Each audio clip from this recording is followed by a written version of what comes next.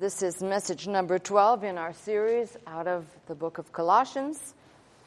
And, this section that we were looking at last week, which is of the first chapter, verse 15, the verse that reads, "Who is the image of the invisible God and the firstborn of every creature," is so...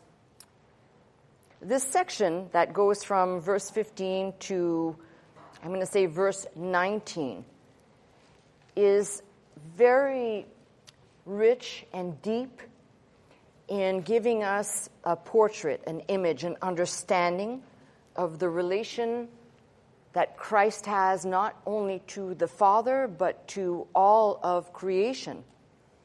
So I don't want to do the typical, drive by real quick and take off, which is sometimes what I do.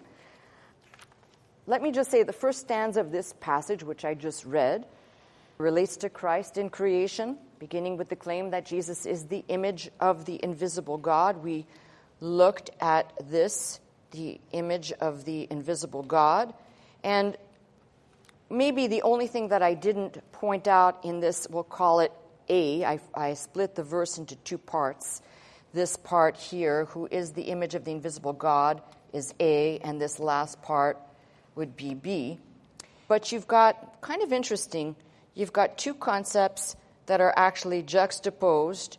The image, which is the Greek word icon, which is the visible, the representation, and the invisible, the unseen. It's kind of interesting that, as I said, we tend to read and study, but sometimes you can look at strange ways that the Apostle Paul or some of these writers of Old or New Testament will use devices that, some of them are mnemonic devices, others are these word plays that may not actually be that obvious to us in English, but when you're reading it in the Greek, or if you were hearing it in the Greek, would be immediately recognizable as a word play. So it's kind of interesting that you've got these two words, which I've circled in blue, which basically are juxtaposed, but they speak volumes of who is Jesus as the image, the icon of what is the invisible God, the unseen. So let me just kind of bounce back into the text again to say, I'm pretty sure, and I may have referenced this last week, but I'm pretty sure that when Paul was writing this, who is the image of the invisible God, firstborn of every creature, there had to be a desire to almost reach back and call to memory the passages out of Genesis. And why do I say that? Because I equally believe that this 15th verse opens up a little bit, for me at least, of the understanding of what kinds of heresy and controversy were being promulgated at the church at Colossae. So it would be fair to say that starting at verse 15 and through verse 19, Paul is painting a picture for these people to understand the supremacy, the greatness of Christ, who is over all, above all, to make sure that he really drives home the point. You're going to basically be reading in 15, 16, 17, 18, 19, just a few verses. You're going to be reading essentially a driving point that he is in all, everything. He's essentially putting emphasis on, and let me read so it becomes so abundantly clear, who is the image of the invisible God, the firstborn of every creature. For by him were all things created, all things, my emphasis, that are in heaven, that are in earth, visible, invisible, whether they be thrones, dominions, principalities. This opens up an interesting gateway of questions, because we know, for example, dominions, principalities, powers, those are also terms used to describe in Ephesians 6 the powers, the invisible powers, that we'll call them, are the subcategories that sit right under the devil, those cosmocratorus, those forces at work, but created, very important words here, visible and invisible, whether they be thrones, dominions, principalities, powers. There we go again. All things were created by him and for him. So you really get the sense, the emphasis here is all things, in all things, by all things to Christ. They're all connected there. And he is before all things, and by him all things consist. You think that Paul is trying to say all things? Can you hear me now, right? And he is the head of the body, the church, who is the beginning, the firstborn from the dead, that in all things he might have the preeminence. For it pleased the Father that in him should all fullness dwell. So it seems in just these few verses there is a push to convey a certain message about all things connected to Christ. Now, it is very clear to me that if you take these passages we've just read and you kind of superimpose the text of John 14, you get great clarity that Paul is not preaching some different doctrine. Let's read John 14 so I can just make sure we understand. Remember, when we read things that are repeated in the Bible, that is sound doctrine.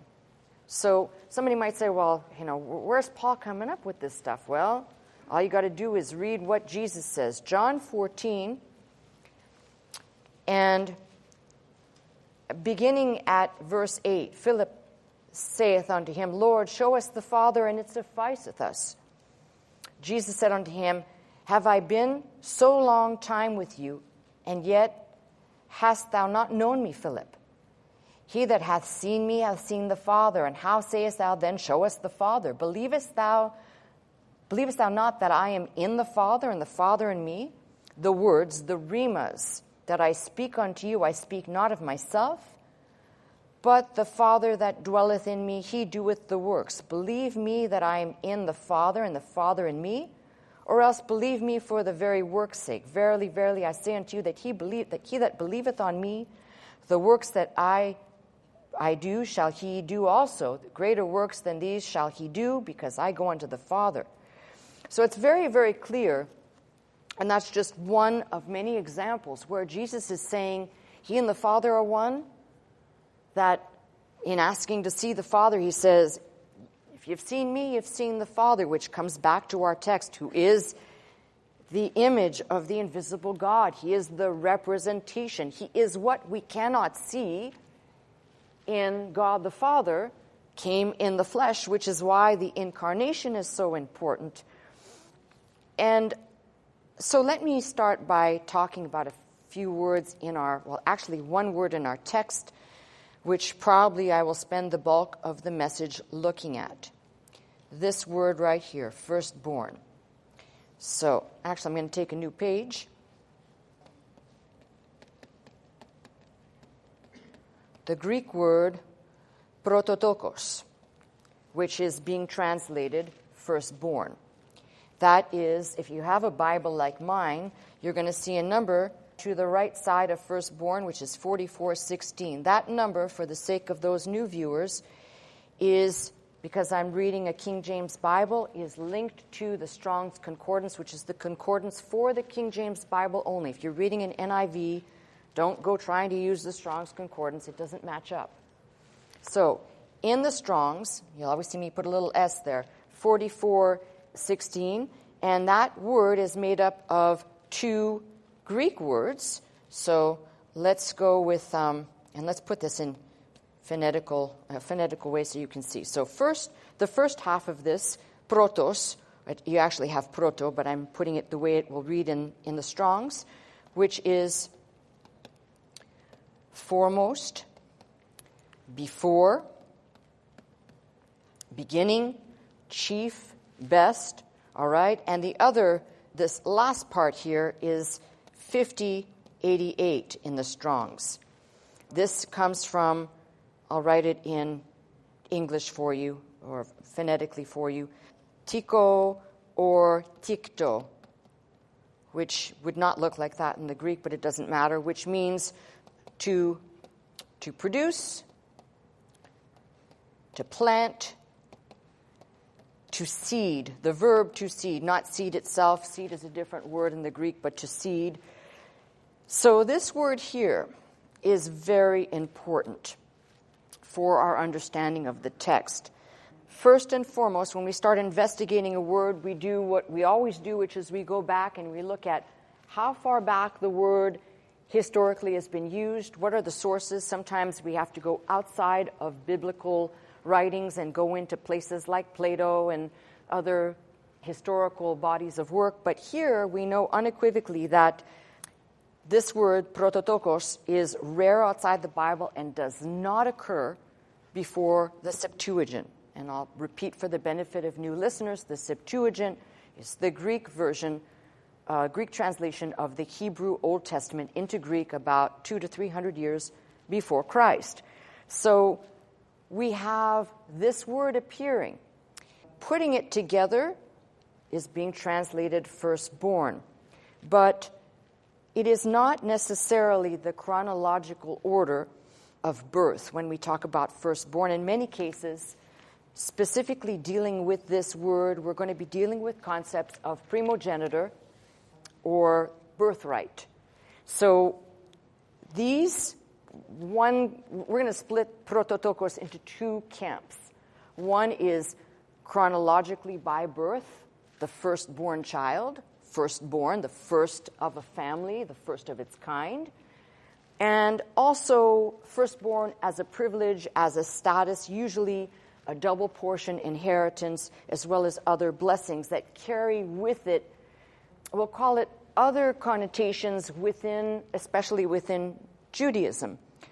So if Paul only had the idea of birthright here, it would carry metaphorically for Christ in a special and distinctive salvific role. First of his kind, and I need to kind of qualify this, Jesus being the first of his kind, I don't think in the history of humankind we've had the birth of a child where the child was all man and all God. I don't think we've had first of its kind where a virgin gave birth to a child. There's a lot of first of its kind. So when we talk about this prototokos, I also want you to think not so much, I don't want you to attach it to this, but a prototype. Even though I don't want you to attach it to this word, the concept should be understood as the first of something, and other things will follow after its kind. So you remember back there in Genesis when you're reading and it says, and something after its kind, and it beget, and after its kind. We tend to detach these concepts, but in reality, nothing has changed because we have these terms, in especially the King James, where it says beget. So-and-so begat, and after his kind, or cattle, animals after their kind. So it's important to understand that this word being used towards Christ it will carry some other meanings with it. The New Testament use is not as much as the Old Testament. I believe in the Septuagint alone, there are over 130 occurrences of this Greek word, prototokos. Of the 133 or 130 occurrences, 79 of them occur between Genesis and Deuteronomy in the Pentateuch, and 29 of them occur primarily in 1 Chronicles, which is the genealogical record. And you know when you're reading the genealogical record, for the most part, it is speaking of that natural birth, if you will, the production of a child, the child being born naturally in that natural way and not in any other specific way. But, as I was going to say, if Paul only had the idea of birthright, it would be carried here more in a metaphorical way. We can also understand some of the thought process in the verbiage of verses 15 and 16 if you kind of leap a little bit to Jewish wisdom. And Jewish wisdom talks about wisdom as being created. If you've read Proverbs 8, talks about how wisdom is created, that whole chapter. It almost is like if you read Proverbs 8 and you kind of see how that passage depicts wisdom, then it would be fair to say that the one who possesses the wisdom had the wisdom to create all. So it would be kind of ludicrous to insinuate that Christ himself was created when I just finished reading to you that it was for him, by him, in him. I mean, you can't miss that. So you'd have to be wearing almost blinders to misinterpret this passage and make Christ a created being. You'd have to almost willfully do it. And this is my, I'm going to just take a sidebar. It is my pet peeve that people tend to do that without looking up supporting text and doing a little homework. We pull one thing like pulling a rabbit out of a hat, and there we go, and that becomes doctrine. So it's tenable to speculate that these verses were penned by the Apostle Paul to kind of begin warding off some of the errors being propagated at this church. One specifically, that there would be a great gulf between an infinite God and finite man, and it is completely tenable to speculate or hypothesize that these people were preaching that that gulf was bridged by angels or something lower or less than, instead of looking to Christ. So you can kind of see that as we get into the body of the text. There'll be things that come out, and I'll go back and reference this particular passage to make clear some of the errors that we can clearly see were being taught by other teachers there at Colossae. So it is important for us to understand how this word in the Old Testament may have been used. And I would like to show you something. If you'll turn to Exodus. We're going to do a lot of turning in our Bibles today. And I like doing that because it's important. I believe sometimes I say things and people say, where is that? What passage?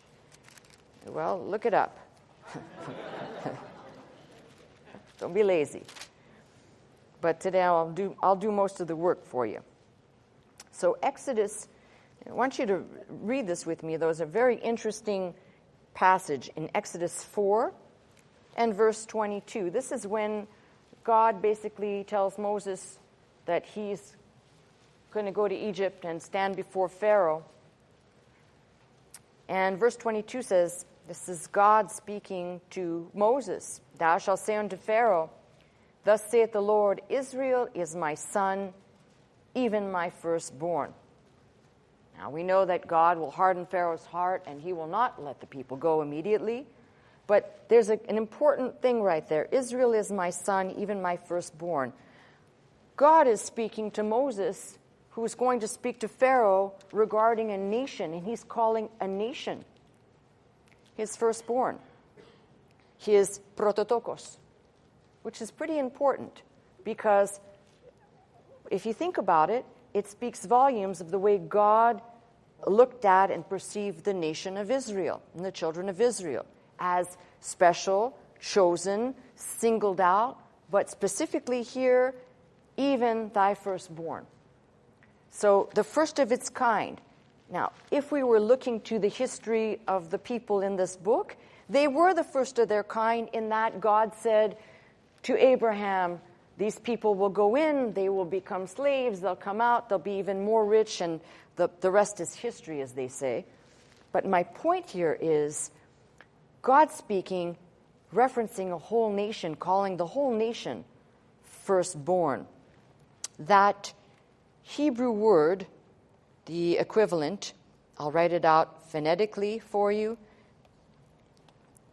bekur, which basically carries the meaning that we are understanding, the basic meaning of what we're understanding as in firstborn. But make no mistake that even within the Old Testament, we are going to be looking, as I said, two understandings, natural birth and birthright. And immediately, anybody who's a student, even just a beginner, will remember the passage of Jacob and Esau.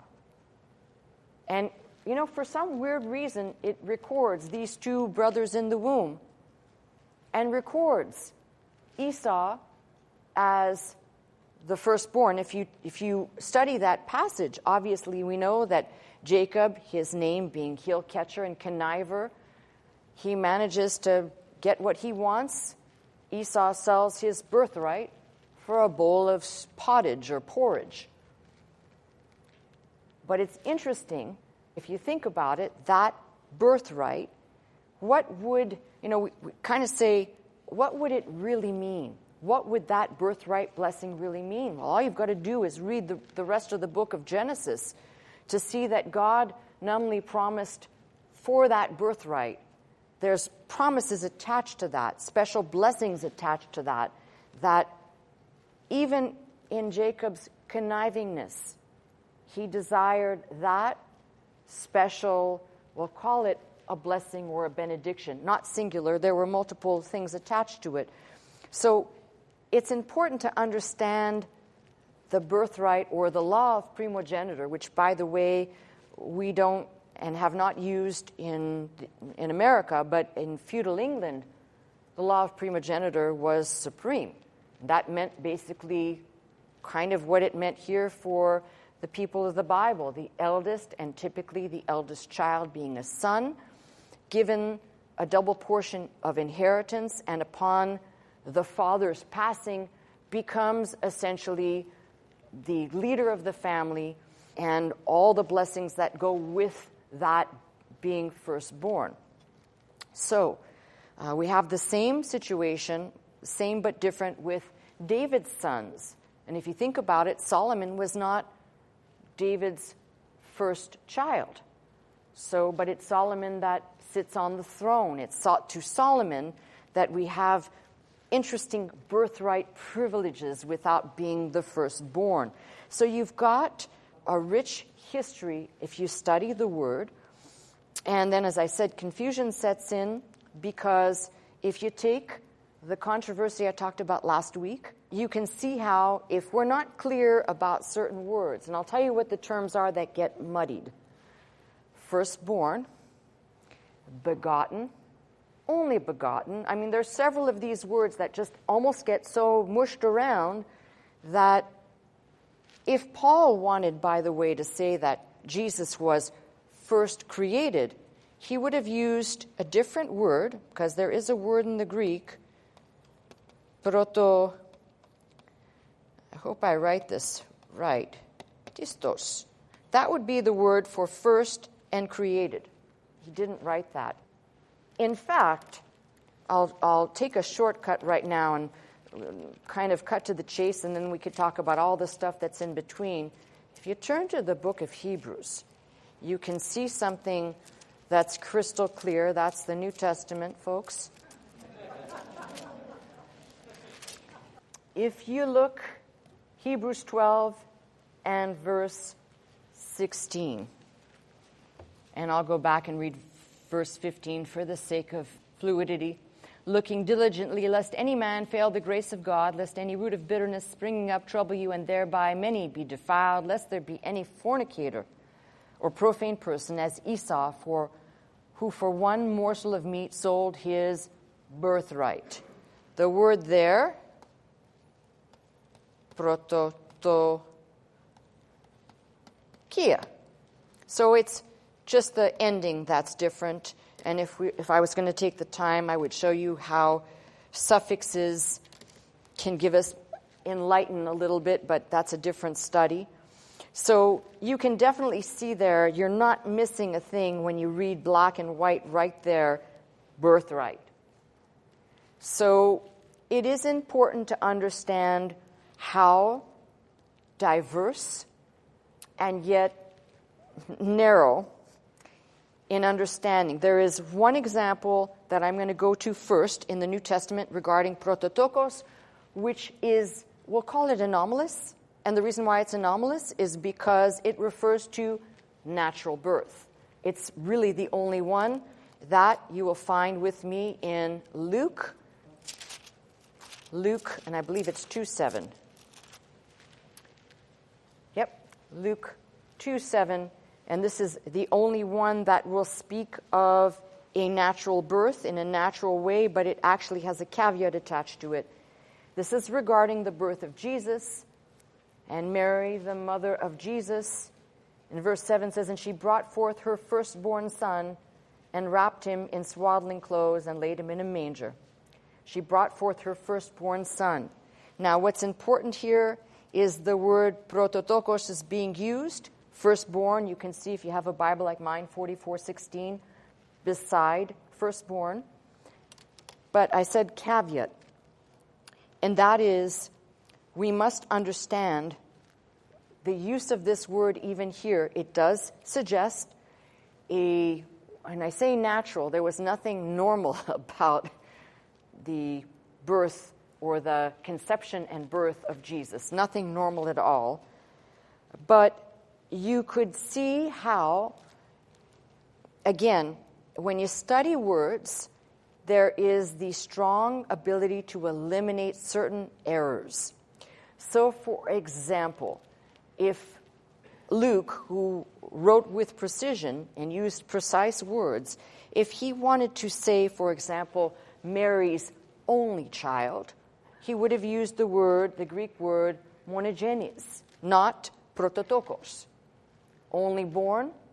So when people talk about, and I'm just going to dovetail this in because it's a theological issue, when people talk about Mary's virginity, it's important to understand prototokos here actually is a first of its kind because that never happened before. Have you read anywhere in any historical record or otherwise of a virgin giving birth to a child?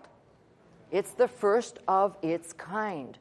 Therefore, even though there is the natural element attached, it is still an anomalous use. It's very different. And there's something even more interesting. If you study the record of John the Baptist, who is also the firstborn child in that family, he is not called prototokos. So we begin to see this word as having a connection directly to Messiah, not being used like the Old Testament where it had some shades and some directions it could go in. This will kind of tunnel us a little bit more to a point that points directly to Christ. So that's why I mentioned John the Baptist, as I said, firstborn in his family, but not mentioned as prototokos. So let's look at some other examples of this word to see if we can spot and understand its meaning and the shades of meaning. So if you'll turn with me, let's go to Romans 8. We have a very, very interesting use there. And I don't want you to think we're just looking up verses and looking at words. I want you to, as we go, the whole point of this exercise is to understand, as we look at these examples, the shades of meaning that are carried with this word in its use where it appears. So Romans 8 and verse 29. For whom he did foreknow, he also did predestinate to be conformed to the image of his Son, that he might be the firstborn among many brethren. So there, self-explanatory, we're showing that word, firstborn, prototokos, as to show the highest rank that belongs to Jesus, his position in relation to the church that is being spoken of here, firstborn among many brethren. We have a similar example in Colossians 1:18, where the word is going to be used again, and that's also remarkable that in that close of a between 1:15 and 1:18. So in 1:15, firstborn of every creature. In 1:18, Colossians 1:18, firstborn from the dead. And of course, I think that one has clarity to it. This passage is referring to the resurrection and his relationship to the church. This passage can be directly linked to, because it's saying the same thing, to Revelation 1, and I believe verse 5. Let's take a look at that. Yep. So it says, and from Jesus Christ, who is the faithful witness and the first begotten of the dead. So you have the same concept that is here. First of his kind. And this concept, by the way, of first of his kind, is directly attached to the concept of first fruit. You know, you read many times in the Bible where it says Jesus is the first fruit of the resurrection. Well, think of that in terms of a harvest. The first portion of the harvest suggests the whole harvest in view. So sometimes when we read or we look, we're only looking at the first portion of the harvest, which is Christ, and we fail to understand this first portion of the harvest says you cannot forget the whole harvest, and the whole harvest will be fulfilled in the culmination of the age when the whole harvest of human souls of all times, not just in the now, in the past, in the now, and in the future, that culmination of the harvest of souls, which when we talk about, for example, the day of Pentecost, began, that started the harvest of souls, but will only be finished, quite frankly, that harvest, the final harvest, will be from the 144,000 preachers of righteousness. That will be the final harvest on earth for anyone who hears the gospel message preached and responds. So what can we take away from this, at least here? The specific thing I want to point out to you, firstborn from the dead, he's the first of his kind. And a lot of people make this mistake in homogenizing all the people in the Bible who have been raised from the dead, and there are several. But most people, when they go to the New Testament, they think Lazarus. Well, Lazarus wasn't the firstborn from the dead because he still had to die again. He wasn't raised up and then permanently resurrected on earth. He still had to die. He was brought forth out of the tomb to put basically the power of God on display, to show something to these two sisters, to make them understand that, yes, we all will be raised up at the last day, but the power that Jesus had was the ability to raise the dead. And he did just that. But make no mistake, firstborn from the dead is the first of his kind, and Jesus was the first of his kind in the resurrection, in that in raising up from the dead, he dies no more. Now, I want to stop there for a second, because we live in a society that is so replete with fear. We're crammed with this idea of being scared and being afraid, and specifically of death and dying. You know, if you're a Christian, and if you're studying this book, at some point, especially if you're just kind of starting off, for people who have been studying this word for a long time, it should be in you, and you should be clear about it. There's a lot of people out there, they're just starting the journey, and they still cannot talk about death and dying. Now listen to me, this is what separates Christians from non-Christians. And this is part of the lesson, whether you like it or not. This is what separates. You know, people say, I'm a Christian, and you talk to them about death and dying. Oh, no, I can't talk about that. I'm scared. I'm afraid.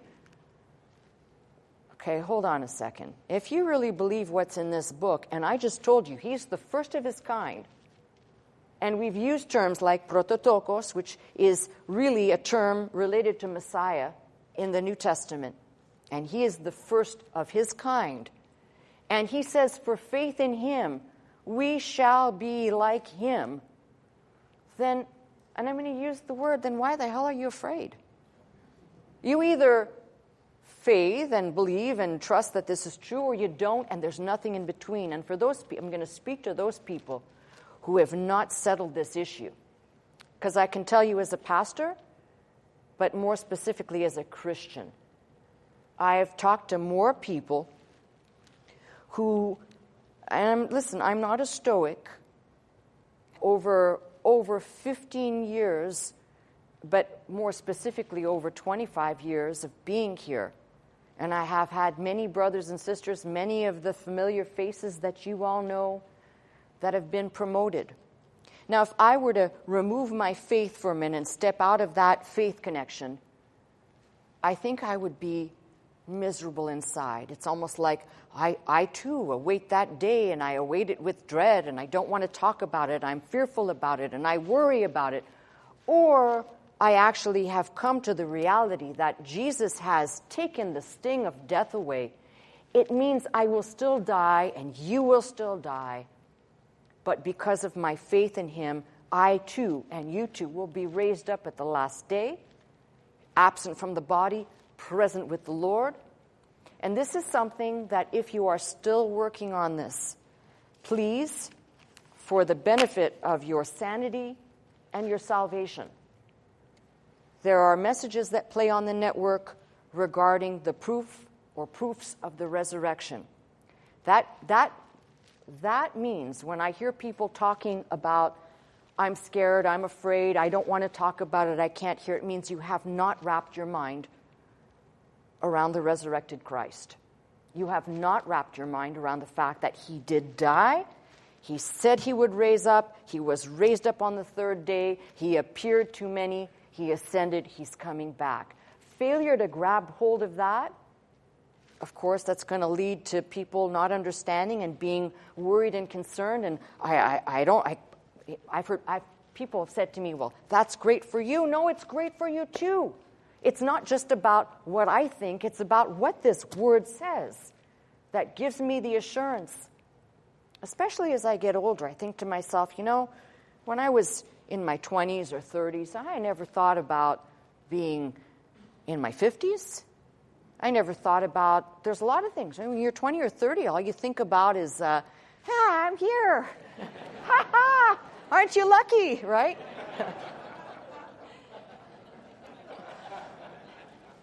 Golly gee. If I didn't have the faith that I have and the understanding that I have, I would be miserable. I would be distraught. I'd be waiting for the guillotine for me too and you too. But I have this blessed hope that's really not just put in a box hope. It is the reality of what I've come to know about Jesus Christ. And it's not subjective, I think thus. It is over and over and over and over repeated in this book. So when we talk about firstborn from the dead, that never happened in this way before, and he basically set the tone for the rest of the harvest to happen in that way. We too will be part of that group of people. And there's only one criteria, that we keep trusting and faithing in him. So, what else do we have? We have a little bit more here. There is a section I want to go to that kind of puts it all in a different perspective. That's out of the book of Hebrews, which I took you there, but we're going to go back there again. Hebrews, and we're going to start, actually we're going to look at a couple of passages here. We're first going to start in the beginning of the book, because the beginning of the book, first chapter, has basically a little bit of a mirror to the passages we've looked at out of Colossians. That's why I said if you're reading the Bible and you're studying it, you're going to see repeatables, and that's what we measure on here. We work on God's repeatables. So to not do too much despite to the text, I'm going to read from verse 1 and all the way down to about verse 12. So bear with me. God, who at sundry times and in diverse manners spake in time past unto the fathers by the prophets, hath in these last days spoken to us by his Son, whom he hath appointed heir of all things. You see, there's my repeatable once more. By whom also he made the worlds. That's the same thing that is being spoken of in Colossians, who being the brightness of his glory, the express image of his person. Didn't we just study that? And upholding all things by the word of his power, when he had by himself purged our sins, sat down on the right hand of the majesty on high, being made so much better than the angels, as he hath by inheritance obtained a more excellent name than they. Inheritance, prototokos. We have another attached concept, inheritance, and this word for firstborn. They go together. For unto which of the angels said he at any time, Thou art my son, this day I have begotten thee. Now that word for begotten is a completely different Greek word, geneo. That is begotten in the sense of to birth. We get our word for Genesis from that word. The Genesis, get our word basically of origins, genitals, from this word. And again, I will be to him a father, and he shall be to me a son. And this is a direct quote out of Psalm 2:7, which if you go back and read that, it's almost mind-boggling. Some of these psalms that are messianic, that speak of Christ back there when Christ was not yet in the flesh, and attributed first perhaps to David, but then in the greater picture when you read on, you know that it speaks of something much greater than David. So he says, and I will be to him a father, and he will be to me a son. And again, when he bringeth in the first begotten, here we have our word now, not firstborn, but first begotten. If you have a Bible like mine, it'll say 44:16 beside it. Why? Because that is prototokos, into the world. So when he brought his first begotten, his prototokos, into the world, he saith, and let all the angels of God worship him.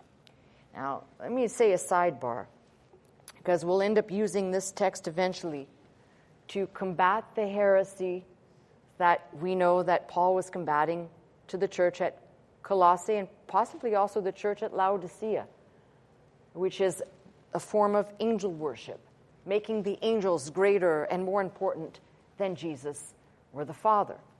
So it's important to read this in perspective when he says, and let all the angels of God worship him. And of the angels he saith, who maketh his angels spirits and his ministers a flame of fire? But unto the Son he saith, thy throne, O God, is forever and ever. A scepter of righteousness is the scepter of thy kingdom. Thou hast loved righteousness, hated iniquity. Therefore God, even thy God, hath anointed thee with the oil of gladness above thy fellows. And thou, Lord, in the beginning hast laid the foundation of the earth, and the heavens are the works of thine hands. They shall perish, but thou remainest, and they shall wax old, as doth a garment. And as a vesture shalt thou fold them up, and they shall be changed, but thou art the same, and thy years shall not fail. But to which of the angels saith he at any time, sit on my right hand until I make thine enemies footstools? So it's basically, again, showing the greatness of Christ over all. And that's the wonder when I say to you, you can put text on top of text on top of text. There you have doctrine. So I guess what I'm trying to tell you is when we look at this word, prototokos, you've got to consider all the places it occurs and what exactly is it conveying. And here I can tell you unequivocally, except for the passage I referenced out of Luke 2:7, which spoke of Mary bringing forth the child in a natural way, if you will, all of these other references have to do more with birthright, inheritance, first fruits. They have something of Christ, which is the first of his kind, and as we follow him, we too shall be like him. This is the important part. Now, I could add to the mix and make you really confused by telling you that there's other titles that sound a lot the same. For example, in John 1:14, you have the only begotten of the Father. John 1:18, the only begotten Son. John 3:16, his only begotten Son. John 3:18, the only begotten Son of God. And I could keep going on. In fact, and I just read here in verse 5 when it says, of which of the angels at any time did he say, this day I have begotten thee? And then I ask the question because it needs to be asked. When he says here, when he bringeth in the first begotten into the world, this idea cannot be understood as Jesus as created.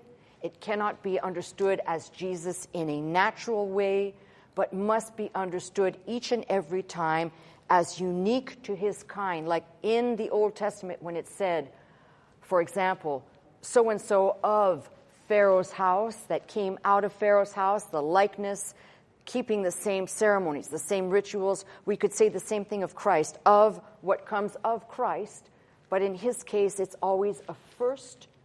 And when we follow, we shall be of, basically, the genitive, following and produced out of what came first.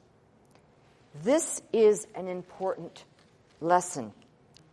When we get into, and I'll take you back to close out the message, back into Colossians.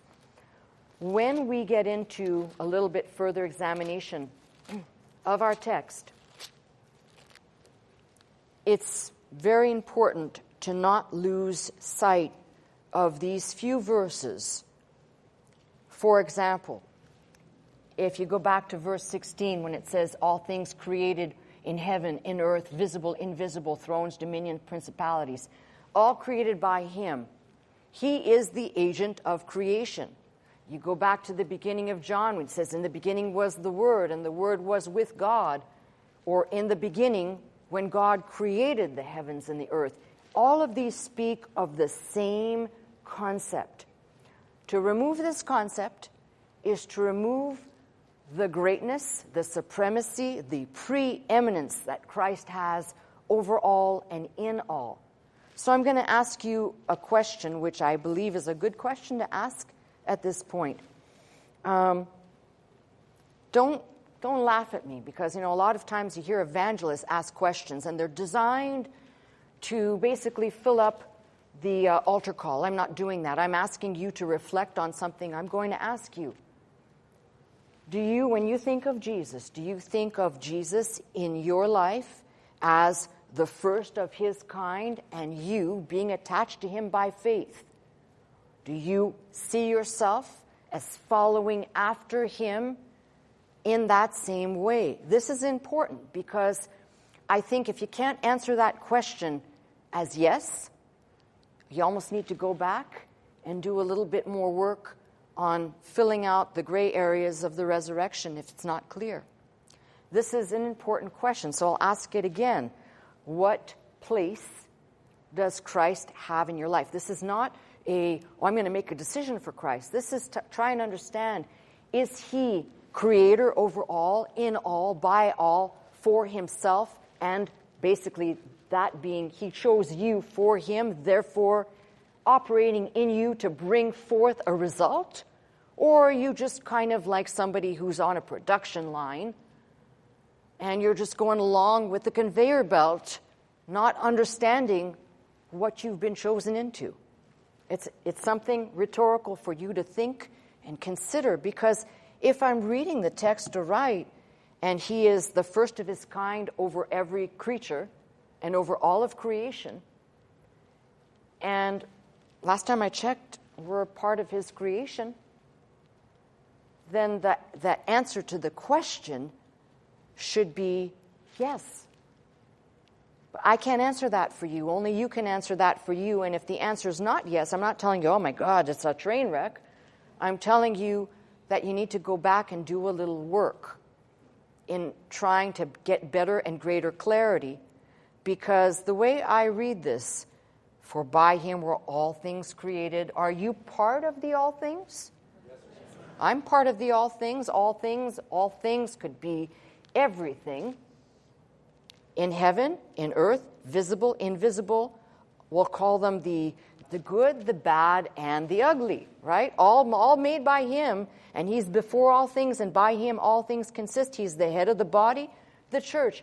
It means even this. I could go off on this one thing when it says he's the head of the body, the church. If you're in a church and Jesus is not being proclaimed as the head of the church, and if you're in a church and you're not being taught that he is the head, the church is the body, but more specifically the church. What is the church? The church is the ecclesia of God, the out-called, ecclesia, ones of God, belonging to him now. Very important to get clarity on this, that if he is the head of the church, and he is the firstborn of those, basically first of his kind to be risen up, to be raised up from the dead, and we are part of that out-called body, then we too shall follow him. And I'm going to keep driving this point for the next few minutes to say that is part of the problem. When people go into a church and they think the church is an entertainment place, there's no worse tragedy than going into the place that is called by God, God's people, that should have God's word written on their heart, and all that you see or you hear is vacancy, void of the word, void of anything that can make you and I understand that this here tells me one thing. You know, you hear the expression, is Jesus Lord of your life? I can't stand the evangelist trying to, like a slithering snake, work their way in, but not for the right reason. It's always that kind of gotcha, and then, you know, you've heard the hang another scalp on the belt. Well, you know, it's 3.7 million saved here, like a McDonald's drive-through, rather than I don't know and I don't have the capacity to know who is saved and who is not. That is God's responsibility. And anyone who can put a number, I'm sure you're all well aware of some of these ministries that do that. They put a number on how many people have been saved through their ministry. Well, friends, if you're part of that group, I can't help you, and I got nothing to say to you because I have no way of knowing, and you have no way of knowing. But what you can know is about your business.